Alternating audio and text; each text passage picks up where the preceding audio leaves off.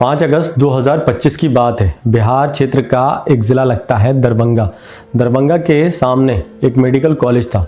उससे पहले एक शख्स अपने मुंह पर नकाब लगाए हुए खड़ा हुआ था, आंखों पर काला चश्मा लगाए हुए था। ऐसा लग रहा था वो किसी का इंतज़ार कर रहा था।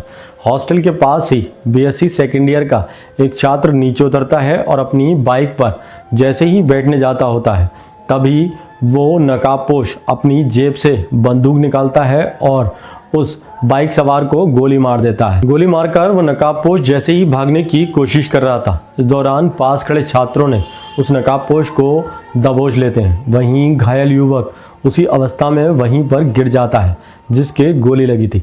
इस दौरान ये मंजर देख एक लड़की दौड़कर आती है और उस घायल युवक को अपनी गोद में लिटा लेती है।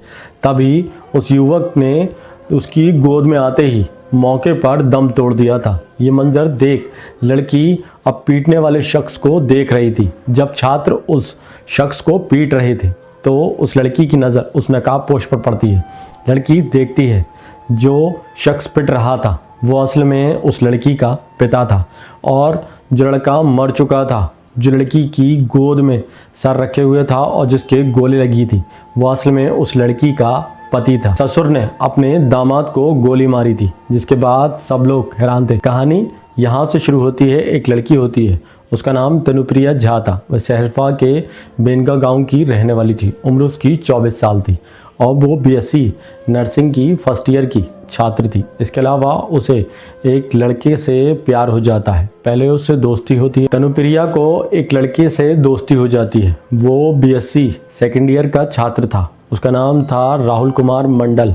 वो एक दूसरे से दोस्ती हो जाती है। फिर दोस्ती की हद यहाँ तक पहुँच जाती है कि दोनों एक दूसरे के प्यार में बन जाते हैं और तभी वो दोनों एक दूसरे से शादी करने का फैसला करते हैं। लगभग 26 अप्रैल 2025 को दोनों भाग जाते हैं अपने घर से और भागकर 5 मई को जब वो वापस आते हैं तो दोनों मंदिर में जाकर शादी कर चुके होते हैं। अब वो घर परिवार वालों के पास जाते हैं, लेकिन घर परिवार वाले उन्हें अपनाने को तैयार नहीं थे। असल में राहुल कुमार मंडल जो था वो नीची जाति का था, जबकि अनुप्रिया झा वो एक ऊंच जाति की लड़की थी। लड़के के परिवार वाले लड़की को अपनाने को तैयार हो जाते हैं। उधर लड़की के परिवार वाले लड़के को किसी भी कीमत पर अपनाने को तैयार नहीं होते। उधर पिता ने लड़की की एफआईआर दर्ज कराई थी, जिसमें लड़की का कोर्ट में बयान होता है। अदालत में लड़की बयान देती है। 164 के बयान होते हैं। वो लड़की कहती है कि मुझे उस युवक से प्यार है, मैं उसी के साथ शादी करके उसके साथ घर बसाना चाहती हूँ और मैं अब उसी के साथ रहना चाहती हूँ।